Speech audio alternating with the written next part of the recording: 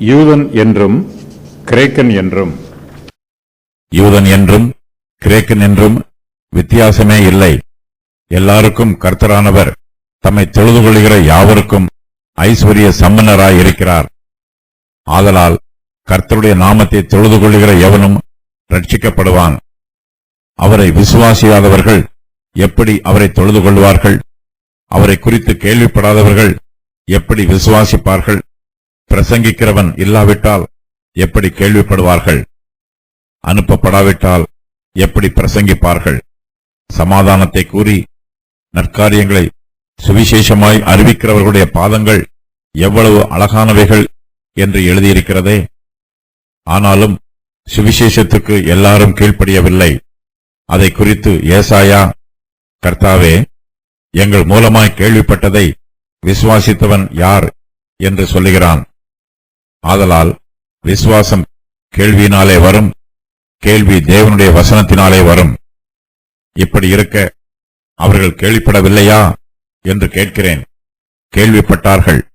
அவைகளின் சத்தம் பூமி எங்கும், அவைகளின் வசனங்கள் பூச்சக்கரத்து கடைசி வரைக்கும் செல்லுகிறதே. இஸ்ரவேலர் அதை அறியவில்லையா என்று கேட்கிறேன். அறிந்தார்கள். முதலாவது மோசே, எனக்கு ஜனங்கள் அல்லாதவர்களைக் கொண்டு நான் உங்களுக்கு எரிச்சல் உண்டாக்குவேன், புத்தியீனமுள்ள ஜனங்களாலே உங்களுக்கு கோபமூட்டுவேன் என்றான். அல்லாமலும் ஏசாயா, என்னை தேடாதவர்களாலே கண்டறியப்பட்டேன், என்னை விசாரித்து கேளாதவர்களுக்கு வெளியரங்கமானேன் என்று தைரியம் கொண்டு சொல்லுகிறான். இஸ்ரவேலரை குறித்தோ கீழ்ப்படியாதவர்களும் எதிர்த்து பேசுகிறவர்களுமாய் இருக்கிற ஜனங்களிடத்திற்கு நாள் முழுவதும் என் கைகளை நீட்டினேன் என்று அவன் சொல்லியிருக்கிறான். வித்தியாசமே இல்லை. யூதன் என்றும் கிரேக்கன் என்றும் வித்தியாசமே இல்லை. எல்லோருக்கும் கர்த்தரானவர் தம்மை தொழுது கொள்கிற யாவருக்கும் ஐஸ்வர்ய சம்பன்னராய் இருக்கிறார். தேவனிடத்தில் பட்சபாதம் எதுவும் இல்லை. அவர் யூதர் என்றும் புறஜாதியார் என்றும் யாரையும் வித்தியாசம் பார்ப்பதும் இல்லை. எல்லோரையும் ஒன்று போலவே ஏற்றுக்கொள்கிறார். கர்த்தருடைய சமூகத்தில் யூதரும் கிரேக்கரும் சமநிலையில்தான் நிற்க வேண்டும். அதிலே கிரேக்கன் என்றும் யூதன் என்றும் இல்லை, விருத்த சேதனம் உள்ளவன் என்றும் விருத்த சேதனம் இல்லாதவன் என்றும் இல்லை, புறஜாதியான் என்றும் புறதேசத்தான் என்றும் இல்லை, அடிமை என்றும் சுயாதீனன் என்றும் இல்லை. கிறிஸ்துவே எல்லாரிலும் எல்லாமுமாக இருக்கிறார். தேவன் எல்லோருக்கும் கர்த்தராய் இருக்கிறார். எல்லோருக்கும் கர்த்தரானவர் தம்மை தொழுது கொள்கிற யாவருக்கும் ஐஸ்வர்ய சம்பன்னராய் இருக்கிறார். தேவன் யூதரிடத்தில் அதிக அன்பாயும் புறஜாதியாரிடத்தில் அன்பு குறைந்தும் இருக்கிறார் என்று சொல்லக்கூடாது. அவர் எல்லோர் மீதும் ஒன்று போலவே அன்பு கூறுகிறார். தேவன் தம்முடைய நாமத்தை அறிவித்த போது கர்த்தர், தேவனாகிய கர்த்தர் கிருபையும் இரக்கமும் நிறைந்தவர் என்றே வெளிப்படுத்தினார். யூதருக்கு எப்படி இருக்கிறாரோ அப்படியே அவர் புறஜாதியாருக்கும் இருக்கிறார். தம்மை தேடுகிற எல்லோருக்கும், தம்மை தொழுது கொள்ளுகிற எல்லோருக்கும் அவர் ஒன்று போலவே இருக்கிறார். கர்த்தரை தொழுது கொள்ளுகிற யாவருக்கும் அவருடைய கிருபையும் இரக்கமும் அதிகமாய் கிடைக்கும். அவர்கள் எல்லோருக்கும் ஐஸ்வர்ய சம்பன்னராய் இருக்கிறார். தேவனுடைய கிருபையை பெற்றுக்கொள்வதற்கு நாம் தகுதியற்றவர்கள். நம்முடைய கிரியைகளினால் அவருடைய கிருபையை பெற்றுக்கொள்ள முடியாது. ஆனாலும் நாம் அவரை தொழுது கொள்ளும் போது அவர் தம்முடைய கிருபைகளையும் இரக்கங்களையும் நமக்கு தாராளமாய் தருகிறார். நம்முடைய கிரியைகளினால் பெற்றுக்கொள்ள முடியாததை நம்முடைய ஜெபத்தினால் பெற்றுக்கொள்கிற சிலாக்கியத்தை கர்த்தர் நமக்கு கொடுத்திருக்கிறார். ரட்சிக்கப்படுவான். ஆதலால் கர்த்தருடைய நாமத்தை தொழுது கொள்ளுகிற எவனும் ரட்சிக்கப்படுவான். கர்த்தருடைய வாக்குத்தத்தம் எல்லோருக்கும் பொதுவானது. கர்த்தருடைய நாமத்தை தொழுது கொள்ளுகிற எவனும் ரட்சிக்கப்படுவான். கர்த்தருடைய நாமத்தை தொழுது கொள்ளுதல் என்னும் வாக்கியத்திற்கு கர்த்தருடைய வார்த்தைக்கு கீழ்ப்படிந்து ஜீவிப்பது என்று பொருள். நம்முடைய கிறிஸ்தவ ஜீவியம் ஜெபம் உள்ளதாக இருக்க வேண்டும். ஜெபம் இல்லாத ஜீவியம் கிறிஸ்தவ ஜீவியமாக இருக்காது. ஆதலால் கர்த்தருடைய நாமத்தை தொழுது கொள்ளுகிற எவனும் ரட்சிக்கப்படுவான். கேட்கிறவர்கள் எல்லோரும் பெற்றுக்கொள்கிறார்கள். கர்த்தரை விசுவாசிக்கிறவர்கள் மாத்திரமே அவரை தொழுது கொள்வார்கள். கர்த்தரை பற்றி கேள்விப்படாத ஜனங்களை பவுல் இங்கு குறிப்பிட்டு எழுதுகிறார். இயேசு கிறிஸ்துவில் விசுவாசம் வைப்பது, அவருடைய நாமத்தை அறிக்கையிடுவது ஆகிய இரண்டு காரியங்களும் ஒரே பலனையே தரும். தேவனுடைய நாமத்தை அறிக்கையிடுகிறவர்களுக்கு அவரிடத்தில் விசுவாசம் இருக்கும். தேவனிடத்தில் விசுவாசம் வைக்கிறவர்கள் நிச்சயமாகவே தங்களுடைய தேவைகளுக்கு தேவனை அழைப்பார்கள், அதாவது தேவனிடத்தில் ஜெபம் பண்ணுவார்கள். பழைய ஏற்பாட்டு எபிரேய பாஷையில கர்த்தர் என்னும் வார்த்தையை குறிப்பதற்கு யெகோவா என்னும் எபிரேய வார்த்தை பயன்படுத்தப்பட்டிருக்கிறது. யெகோவா என்னும் பழைய ஏற்பாட்டு வார்த்தையை பவுல் புதிய ஏற்பாட்டில் கூறும்போது கூரியோஸ் என்னும் கிரேக்க வார்த்தையை பயன்படுத்தி இருக்கிறார். ரோமர் 10:9 கூறப்பட்டிருக்கும் இயேசு கிறிஸ்து பழைய ஏற்பாட்டில் யெகோவா என்னும் பெயருடையவர். விசுவாசியாதவர்கள், அவரை விசுவாசியாதவர்கள் எப்படி அவரை தொழுது கொள்வார்கள்? அவரை குறித்து கேள்விப்படாதவர்கள் எப்படி விசுவாசிப்பார்கள்? பிரசங்கிக்கிறவன் இல்லாவிட்டால் எப்படி கேள்விப்படுவார்கள்? கிறிஸ்துவின் சுவிசேஷம் புறஜாதியாருக்கும் அறிவிக்கப்பட வேண்டியது மிகவும் அவசியம். பவுல் புறஜாதியாருக்கு சுவிசேஷத்தை எடுத்துச் சொல்லுகிறார். இதன் நிமித்தமாகவே யூதர்கள் பவுலின் மீது கோபமாய் இருக்கிறார்கள். தேவனுடைய வாக்குத்தத்தம் யூதருக்கு கொடுக்கப்பட்டிருப்பது போல புறஜாதியாருக்கும் கொடுக்கப்பட்டிருக்கிறது. ஆகையினால் அவர்களுக்கும் சுவிசேஷத்தை அறிவிக்க வேண்டும். இயேசு கிறிஸ்துவை விசுவாசியாதவர்கள் அவரை தொழுது கொள்ள மாட்டார்கள். இயேசு கிறிஸ்துவை தேவன் என்று விசுவாசிக்கிறவர்கள் மாத்திரமே அவரிடத்தில் ஜெபம் பண்ணுவார்கள், அவருடைய நாமத்தை தொழுது கொள்வார்கள். விசுவாசத்தோடு கூடிய ஜெபமே கர்த்தருடைய சமூகத்தில் கேட்கப்படும். விசுவாசத்தின் கிருபை இல்லை என்றால் ஜெபத்தில் ஜீவன் இருக்காது. விசுவாசம் இல்லாமல் நம்மால் ஜெபம் பண்ண முடியாது. விசுவாசம் இல்லாத ஜெபம் வெறும் வார்த்தையாகவே இருக்கும். விசுவாசம் இல்லாமல் தேவனுக்கு பிரியமாய் இருப்பது கூடாத காரியம். ஏனென்றால் தேவனிடத்தில் சேருகிறவன் அவர் உண்டு என்று, அவர் தம்மை தேடுகிறவர்களுக்கு பலன் அளிக்கிறவர் என்றும் விசுவாசிக்க வேண்டும். எபிரெயர் 11:6. இயேசு கிறிஸ்துவை குறித்து கேள்விப்படாதவர்கள் அவரை கர்த்தர் என்று விசுவாசிக்க மாட்டார்கள். ஏதாவது ஒரு வழியில் தேவனுடைய வெளிப்பாடு நமக்கு கிடைக்க வேண்டும். நாம் பிறக்கும் போதே தேவனை பற்றிய வெளிப்பாட்டோடு பிறப்பதில்லை. நாம் இயேசு கிறிஸ்துவை தொழுது கொள்ள வேண்டும் என்றால் அவரை தேவன் என்று விசுவாசிக்க வேண்டும். அவரை விசுவாசிக்க வேண்டும் என்றால் அவரை குறித்து கேள்விப்பட வேண்டும். யாராவது நமக்கு இயேசு கிறிஸ்துவை குறித்து பிரசங்கம் பண்ணினால்தான் நம்மால் அவரை குறித்து கேள்விப்பட முடியும். தங்களுடைய விசுவாசத்தை யாராவது நமக்கு பகிர்ந்து சொல்ல வேண்டும். இயேசு கிறிஸ்துவை பற்றி நமக்கு ஒருவரும் சொல்லவில்லை என்றால் நமக்கு அவரை பற்றி தெரிந்து கொள்ள வாய்ப்பு இல்லை. தெரியாத ஒருவரை நம்மால் விசுவாசிக்க முடியாது. நாம் விசுவாசிக்காத ஒருவரை தொழுது கொள்ள மாட்டோம். பவுல் இதையெல்லாம் உணர்ந்தவராக புறஜாதியாருக்கும் சுவிசேஷத்தை அறிவிக்கிறார். சுவிசேஷத்தை விசுவாசிப்பதில் உள்ள நிலைகள். இயேசு கிறிஸ்து சுவிசேஷத்தை கொடுத்தார். சுவிசேஷத்தை பிரசங்கிக்க வேண்டும். பிரசங்கம் பண்ணுவதற்கு பிரசங்கிக்கிறவன் தேவை. பிரசங்கம் பண்ணுவதற்கு பிரசங்கிக்கிறவனை அனுப்ப வேண்டும். சுவிசேஷத்தை கேள்விப்பட வேண்டும். சுவிசேஷத்தை விசுவாசிக்க வேண்டும். சுவிசேஷத்திற்கு கீழ்ப்படிய வேண்டும். சுவிசேஷமாய் அறிவிக்கிறவர்கள் அனுப்பப்படாவிட்டால் எப்படி பிரசங்கிப்பார்கள்? சமாதானத்தை கூறி நற்காரியங்களை சுவிசேஷமாய் அறிவிக்கிறவர்களுடைய பாதங்கள் எவ்வளவு அழகானவைகள் என்று எழுதியிருக்கிறதே. பிரசங்கிக்கிறவன் இல்லாவிட்டால் எப்படி கேள்விப்படுவார்கள்? அனுப்பப்படாவிட்டால் எப்படி பிரசங்கிப்பார்கள் என்று பவுல் கேள்வி கேட்கிறார். ஒரு தேசத்தில் இருந்து ஒருவர் அந்த தேசத்தின் தூதுவராக போக வேண்டுமென்றால் அவர் அந்த தேசத்தால் முறைப்படி அனுப்பப்பட்டிருக்க வேண்டும். அவருடைய தேசம் அவரை தூதுவராக அனுப்பியிருக்கிறது என்னும் சான்றிதழ் அவரிடத்தில் இருக்க வேண்டும். தூதுவராக அனுப்பப்பட்டால்தான் அவர் தூதராக பணிபுரிய முடியும். இல்லாவிட்டால் அவருக்கும் சாதாரண வழிப்போக்கருக்கும் வித்தியாசம் எதுவும் இல்லை. தேவன் தம்முடைய ஊழியத்தை செய்வதற்காக தம்முடைய ஊழியக்காரர்களை அனுப்புகிறார். தம்முடைய ஊழியத்தை செய்வதற்கு தகுதியான நபர்களை தெரிந்தெடுத்து அவர்களை தமது ஆவியினால் அபிஷேகம் பண்ணி தம்முடைய ஊழியத்தை செய்வதற்கு பிரதிஷ்டை பண்ணுகிறார். தம்முடைய நாமத்தினால் அவர்களை ஊழியம் செய்ய அனுப்புகிறார். தேவனால் ஊழியத்திற்கு அனுப்பப்பட்டவர்கள் எல்லோரும் தங்களுடைய பிரசங்க ஊழியத்தை உண்மையாய் நிறைவேற்ற வேண்டும்.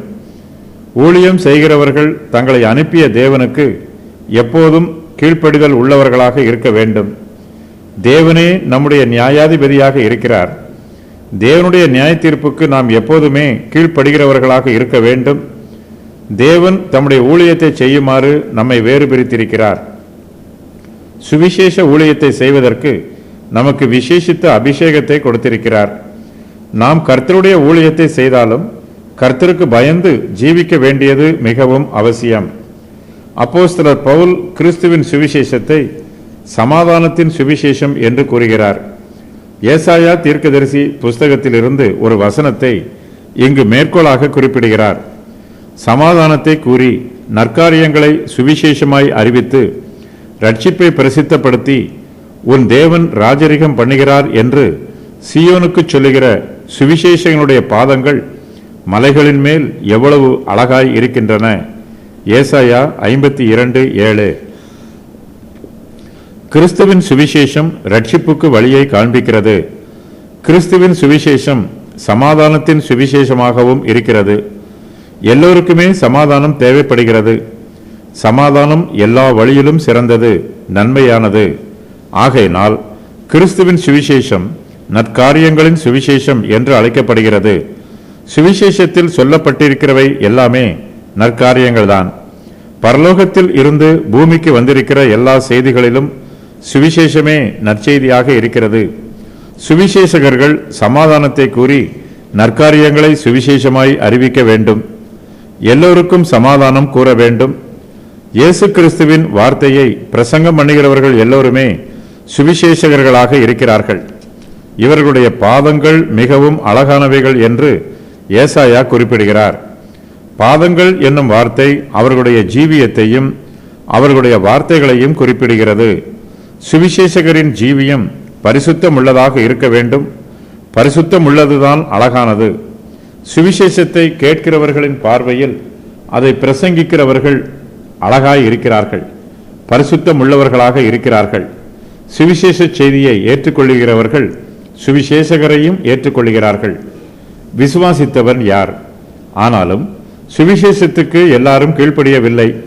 அதை குறித்து ஏசாயா, கர்த்தாவே, எங்கள் மூலமாய் கேள்விப்பட்டதை விசுவாசித்தவன் யார் என்று சொல்லுகிறான். கர்த்தருடைய நாமத்தை தொழுது கொள்ளுகிற எவனும் ரட்சிக்கப்படுவான்.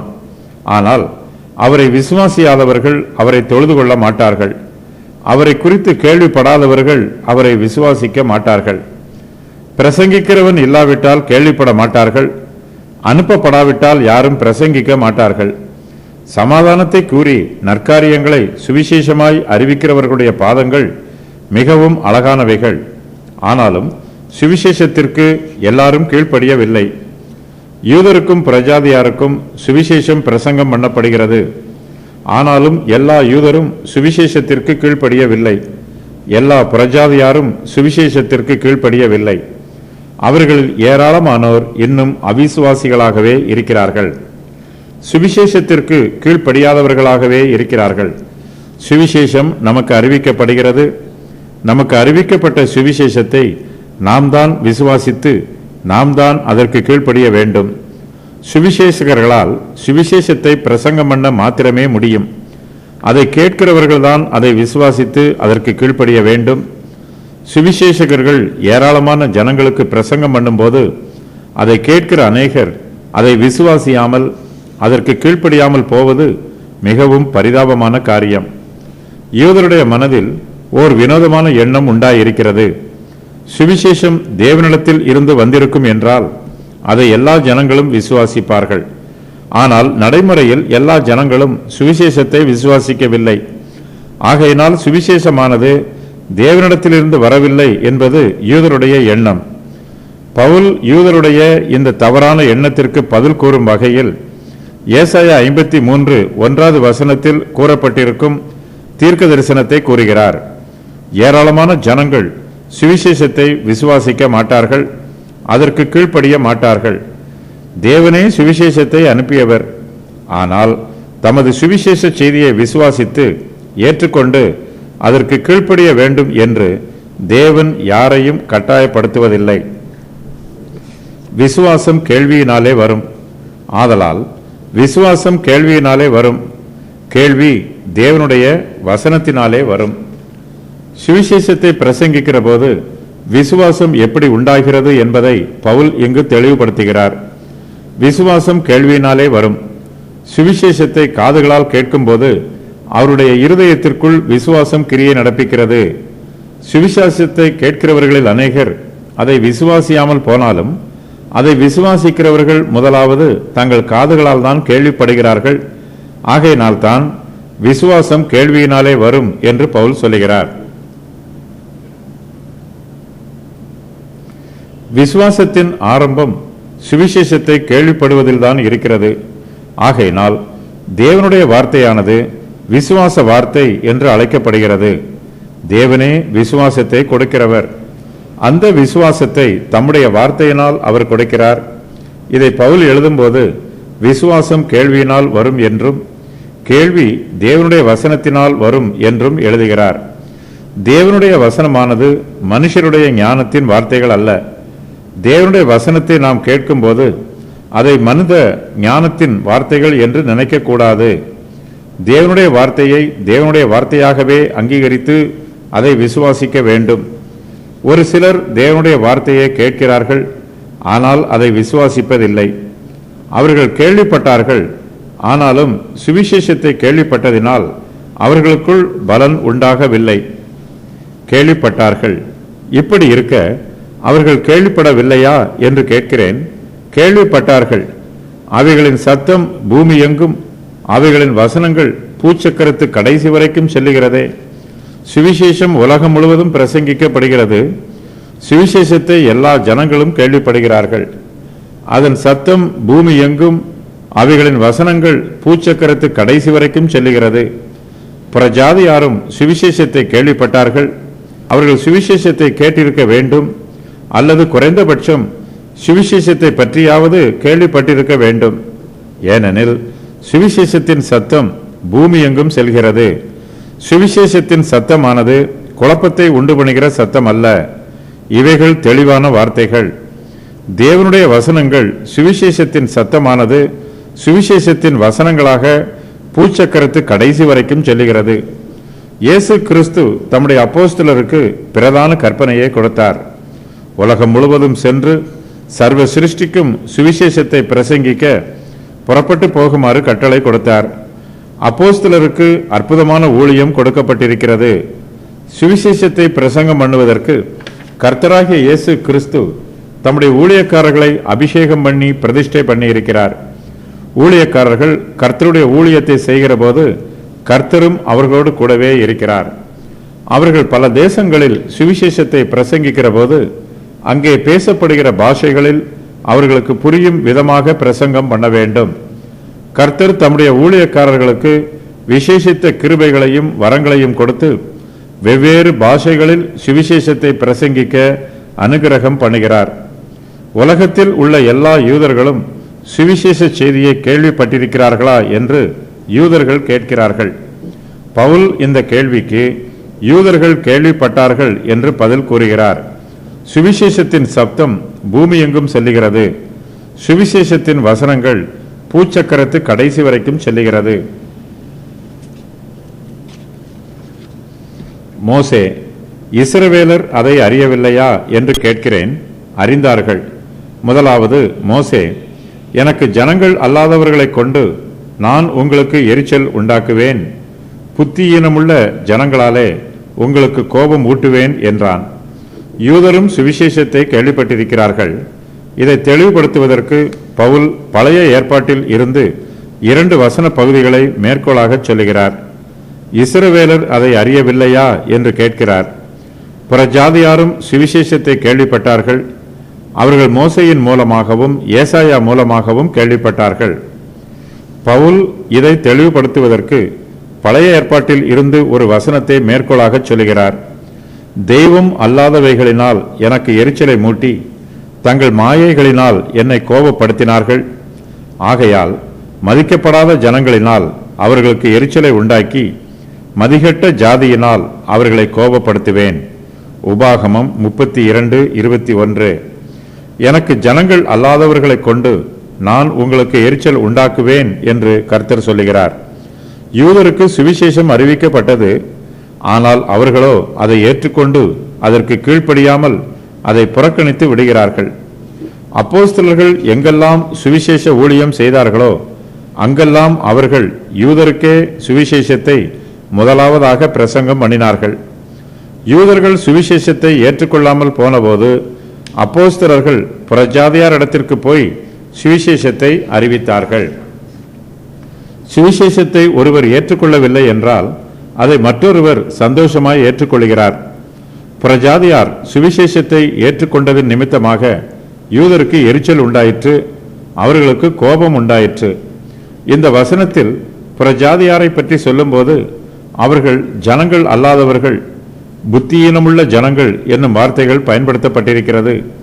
இவர்களிடத்தில் உலக பிரகாரமான ஞானம் இருக்கலாம், ஆனாலும் இவர்கள் தேவனுடைய ஜனங்களாக இல்லை என்றால் இவர்களிடத்தில் மெய்யான ஞானம் இல்லை. தேவ ஜனமாய் இராதவர்கள் புத்தியீனமுள்ள ஜனங்களாகவே கருதப்படுவார்கள். புறஜாதியார் புத்தியீனமுள்ள ஜனங்களாகவே இருந்தார்கள். அவர்கள் கர்த்தருக்கு ஜனங்கள் அல்லாதவர்களாக இருந்தார்கள். ஆனால் இப்போதோ அவர்களும் சுவிசேஷத்தை ஏற்றுக்கொண்டு தேவனுடைய ஜனமாக இருக்கிறார்கள். இயேசு கிறிஸ்து அவர்களுக்கு தேவனுடைய ஜனமாக இருக்கிறார். இயேசு கிறிஸ்துவை பெற்றிருக்கிறவர்கள் தேவ ஞானத்தை பெற்றிருக்கிறார்கள். ஆகையினால் அவர்கள் இனிமேல் புத்தி ஈனமுள்ள ஜனங்கள் என்று அழைக்கப்படாமல் புத்தியுள்ள ஜனங்கள் என்று அழைக்கப்படுவார்கள். தேவனுடைய கிருபையினால் புறஜாதியாருக்கு மிகப்பெரிய சிலாக்கியம் கிடைத்திருக்கிறது. ஆனால் புறஜாதியார் ஆசீர்வதிக்கப்படுவதை யூதர்கள் விரும்பவில்லை. அவர்களுக்கு எரிச்சலும் கோபமும் உண்டாயிற்று. புறஜாதியாருக்கு சுவிசேஷத்தை அறிவித்த பவுல் மீதும் யூதருக்கு கோபம் உண்டாயிற்று. தேவனிடத்தில் பட்சபாதம் இல்லை. அவருக்கு யூதன் என்றும் கிரேக்கன் என்றும் வித்தியாசமே இல்லை. எல்லோருக்கும் கர்த்தரானவர் தம்மை தொழுது கொள்ளுகிற யாவருக்கும் ஐஸ்வர்ய சம்பன்னராய் இருக்கிறார். கர்த்தருடைய நாமத்தை தொழுது கொள்ளுகிற எவனும் ரட்சிக்கப்படுகிறான். யூதனும் ரட்சிக்கப்படுகிறான், புறஜாதியானும் ரட்சிக்கப்படுகிறான். கர்த்தருடைய நாமத்தை தொழுது கொள்ளாதவன் எவனும் ரட்சிக்கப்பட மாட்டான். ரட்சிக்கப்படாத யூதன் ரட்சிக்கப்பட்ட புறஜாதியான் மீது எரிச்சல் படுகிறான், கோபப்படுகிறான். யூதருடைய பாவமே அவர்களுக்கு தண்டனையாக இருக்கிறது. அவர்களுடைய சுய இச்சைகளே அவர்களுக்கு கொள்ளை நோயாகவும் இருக்கிறது. சுவிசேஷத்தை இஸ்ரவேலர் ஏன் அறியவில்லை என்று யூதர்கள் கேட்கிறார்கள். பவுல் இந்த கேள்விக்கு அவர்கள் அறிந்தார்கள் என்று பதில் கூறியிருக்கிறார். மோசேயின் மூலமாகவும் ஏசாயாவின் மூலமாகவும் சுவிசேஷ செய்தியானது இஸ்ரவேல் ஜனங்களுக்கு பல நூற்றாண்டுகளுக்கு முன்பாகவே தெளிவுபடுத்தப்பட்டிருப்பதாக கூறி பவுல் தனது கருத்தை வலியுறுத்துகிறார். இஸ்ரவேல் ஜனங்கள் தேவனுக்கு கோபம் உண்டாக்கினார்கள், எரிச்சல் உண்டாக்கினார்கள். மெய்யான தேவன் அல்லாததை யூதர்கள் தங்களுக்கு தெய்வமாக தெரிந்து கொண்டு தேவனுக்கு கோபம் மூட்டினார்கள். தேவன் யூதரை தம்முடைய ஜனமாக தெரிந்து கொண்டார். ஆனால் இப்போதோ தம்முடைய ஜனமாக தெரிந்து கொள்ளாத புறஜாதியாரை தேவன் தெரிந்து கொண்டதன் நிமித்தமாக இஸ்ரவேல் ஜனத்திற்கு கோபம் மூட்டுகிறார். ஏசாயா அல்லாமலும் ஏசாயா, என்னை தேடாதவர்களாலே கண்டறியப்பட்டேன், என்னை விசாரித்து கேளாதவர்களுக்கு வெளியரங்கமானேன் என்று தைரியம் கொண்டு சொல்லுகிறான். இஸ்ரவேலரை குறித்தோ கீழ்ப்படியாதவர்களும் எதிர்த்து பேசுகிறவர்களுமாய் இருக்கிற ஜனங்களிடத்திற்கு நாள் முழுவதும் என் கைகளை நீட்டினேன் என்று அவன் சொல்லி இருக்கிறான். பவுல் இஸ்ரவேலரை பற்றியும் பிரஜாதியாரை பற்றியும் சொல்லும்போது ஏசாயா தீர்க்கதரிசியின் புஸ்தகத்தில் இருந்து 2 வசனங்களை மேற்கோளாக எடுத்துச் சொல்லுகிறார். என்னை குறித்து விசாரித்து கேளாதிருந்தவர்களாலே தேடப்பட்டேன், என்னை தேடாதிருந்தவர்களாலே கண்டறியப்பட்டேன். என்னுடைய நாமம் விளங்காதிருந்த ஜாதியை நோக்கி இதோ இங்கே இருக்கிறேன் என்றேன். நலமல்லாத வழியிலே தங்கள் நினைவுகளின்படி நடக்கிற முரட்டாட்டமான ஜனத்தண்டைக்கு நாள் முழுவதும் என் கைகளை நீட்டினேன். ஏசாயா 65:1-2. கர்த்தருடைய வார்த்தையை ஏசாயா தைரியமாய் பேசுகிறார். தேவனுடைய சமூகத்தில் உண்மை உள்ளவர்களாக இருக்கிறவர்கள் தைரியம் உள்ளவர்களாகவும் இருக்க வேண்டும். தேவனை பிரியப்படுத்த வேண்டும் என்று தீர்மானித்திருக்கிறவர்கள் மனுஷரை பிரியப்படுத்த முயற்சி பண்ணக்கூடாது. மனுஷரை பிரியப்படுத்த முடியாமற் போனதற்காக பயப்படவும் கூடாது. ஏசாயா கர்த்தருடைய வார்த்தையை தைரியம் கொண்டு சொல்லுகிறார். தேவனுடைய கிருபையானது யூதருக்கு கிடைக்கவில்லை என்றும் புறஜாதியாரோ அதை பெற்றுக்கொண்டார்கள் என்றும் ஏசாயா தெளிவுபடுத்துகிறார். என்னை தேடாதவர்களாலே கண்டறியப்பட்டேன் என்று புறஜாதியாரின் ரட்சிப்பை பற்றி ஏசாயா தைரியம் கொண்டு சொல்லுகிறார். தேவனை தேடுகிறவர்கள் கண்டுபிடிப்பார்கள். இதுதான் மனுஷர் வகுத்திருக்கிற நியதி. ஆனால் இது தேவனுக்கு நீதியாகாது. தேவனை தேடாதவர்களால் அவர் கண்டறியப்பட்டிருக்கிறார். தேவன் புறஜாதியாருக்கும் தம்மை வெளிப்படுத்தி இருக்கிறார். சுவிசேஷத்தின் வெளிச்சத்தை தேவன் புறஜாதியார் மத்தியில் அனுப்பி தம்மை அவர்களுக்கு வெளிப்படுத்தி இருக்கிறார். தேவனே மனுஷனை தேடி வந்திருக்கிறார். அவரே நம்மீது முதலாவதாக அன்பு கூர்ந்திருக்கிறார். அவரிடத்தில் நாம் கேட்பதற்கு முன்பாகவே அவர் தம்மை நமக்கு வெளிப்படுத்தி இருக்கிறார். நாம் பாவிகளாக இருக்கையிலேயே தேவன் தம்முடைய ஒரே பேரான குமாரனாகிய இயேசு கிறிஸ்துவை நமக்காக கொடுத்து நம்மீது இவ்வளவாய் அன்பு கூர்ந்திருக்கிறார். நம்மீது அன்பாய் இருக்கிற தேவனிடத்தில் நாமும் அன்பு கூற வேண்டும். அவருக்கு நன்றி உள்ளவர்களாக இருக்க வேண்டும். தேவன் புறஜாதியாருக்கு தம்மை வெளிப்படுத்தினாலும் அவர் இஸ்ரவேலரையும் கைவிட்டு விடவில்லை. இஸ்ரவேலர் தேவனுக்கு கீழ்ப்படியாதவர்களாகவும் அவருக்கு எதிர்த்து பேசுகிறவர்களாகவும் இருக்கிறார்கள். ஆனாலும் இஸ்ரவேல் ஜனங்களிடத்திற்கு நாள் முழுதும் என் கைகளை நீட்டினேன் என்று கர்த்தரின் வார்த்தையை ஏசாயா சொல்லுகிறார். கைகளை நீட்டுவது என்பதற்கு அவர்களுக்கு ஜீவனையும் ரட்சிப்பையும் கொடுப்பது என்று பொருள். கைகளை நீட்டுவது என்பதற்கு அவர்களுடைய வார்த்தைகளுக்கு செவி கொடுத்து அவர்களை அங்கீகரித்து ஏற்றுக்கொள்வது என்று பொருள். இயேசு கிறிஸ்து சிலுவையில் அறையப்பட்ட போது அவருடைய கைகள் சிலுவை மரத்தில் நீட்டப்பட்டிருந்தது. எல்லோரையும் ஏற்றுக்கொள்ளும் விதமாக அவருடைய கரங்கள் விரித்தே இருந்தது. கைகளை நீட்டுவது என்பது நட்புக்கு அடையாளம். கைகளை நீட்டி கைகுலுக்கி நட்பு உறுதி பண்ணப்படுவது போல இந்த வாக்கியம் பயன்படுத்தப்பட்டிருக்கிறது. தேவன் நமக்கு நேராக கைகளை நீட்டும்போது நாமும் நம்முடைய கைகளை நீட்டி அவருடைய கரங்களை பற்றி கொள்ள வேண்டும். தேவன் தம்முடைய கைகளை நாள் முழுதும் நீட்டிக்கொண்டிருக்கிறார். இது அவருடைய நீடிய பொறுமையை காண்பிக்கிறது. தேவன் தம்முடைய கிருபையினால் பொறுமையோடு காத்திருக்கிறார். அவர் எப்போதும் கோபப்படுகிற தேவன் அல்ல. நம்மை உடனே தண்டித்து விடாதவாறு நம்மீது பொறுமையோடு இருக்கிறார். இஸ்ரவேல் ஜனங்கள் கீழ்ப்படியாதவர்களும் எதிர்த்து பேசுகிறவர்களுமாய் இருக்கிறார்கள். ஆனால் தேவனோ நாள் முழுதும் இஸ்ரவேல் ஜனங்களிடத்திற்கு தம்முடைய கைகளை நீட்டினவராகவே இருக்கிறார். இஸ்ரவேல் ஜனங்கள் தேவனுடைய அழைப்புக்கு கீழ்ப்படியவில்லை, சுவிசேஷத்திற்கு கீழ்ப்படியவில்லை. தங்களுக்கு சுவிசேஷத்தை அறிவித்தவர்கள் மீது கோபப்பட்டார்கள். தேவனை துதிக்காமல் தேவ தூஷணம் சொன்னார்கள். சுவிசேஷத்திற்கு கீழ்ப்படியாமல் அதற்கு எதிர்த்து நின்றார்கள். அவர்கள் இவ்வளவு தப்பிதங்களை செய்தாலும் தேவன் அவர்களை அன்போடு ஏற்றுக்கொள்ளும் வண்ணமாக நாள் முழுதும் தம்முடைய கைகளை அவர்கள் பக்கமாக நீட்டிக்கொண்டிருக்கிறார். கர்த்தர் தீமையை நன்மையினால் வெல்லுகிறவர். நாமும் தீமையை நன்மையினால் வெல்ல வேண்டும். தேவன் மனுஷர் மீது இவ்வளவு அன்புள்ளவராகவும் நீடிய பொறுமை உள்ளவராகவும் இருந்தாலும் மனுஷர் தேவனுடைய அன்பை ஏற்றுக்கொள்ளாமல் அவருடைய வார்த்தைக்கு கீழ்ப்படியாமல் ஜீவிப்பது மிகவும் பரிதாபமான காரியம். நம்முடைய ஜீவியத்தில் நம்மிடத்தில் காணப்படுகிற தீமைகளை தேவனுடைய நன்மையானது மேற்கொள்ள வேண்டும் என்று நாம் ஜெபிக்க வேண்டும். தேவனுடைய கிருபைக்கு நம்மை ஒப்புக் கொடுக்க வேண்டும். புறஜாதியார் ரட்சிப்பை தேடவில்லை, ரட்சிப்பை பற்றி தெரிந்து கொள்ளவும் இல்லை. ஆனாலும் அவர்கள் தங்களுடைய ரட்சிப்பை பெற்றுக்கொண்டார்கள். தேவன் இஸ்ரவேலை ரட்சிப்பதற்கு ஏராளமான காரியங்களை செய்திருந்தார். ஆனால் அவர்களோ பல நூற்றாண்டுகளாக தேவனுடைய சப்தத்திற்கு கீழ்ப்படியாமல் தங்களுடைய இருதயங்களை கடினப்படுத்தி தேவனுக்கு எதிராக கலகம் பண்ணினார்கள். பழைய ஏற்பாட்டு வசனங்களை பவுல் கூறியிருப்பதற்கு காரணங்கள்: கருத்துக்களின் ஒற்றுமையை வெளிப்படுத்துவதற்கு, ஒரே மாதிரியான நிகழ்ச்சிகளை வெளிப்படுத்துவதற்கு, சத்திய உபதேசத்தை விளக்குவதற்கு, சத்திய உபதேசத்தை நிரூபிப்பதற்கு, தீர்க்க தரிசனத்தின் நிறைவேற்றத்தை நிரூபிப்பதற்கு.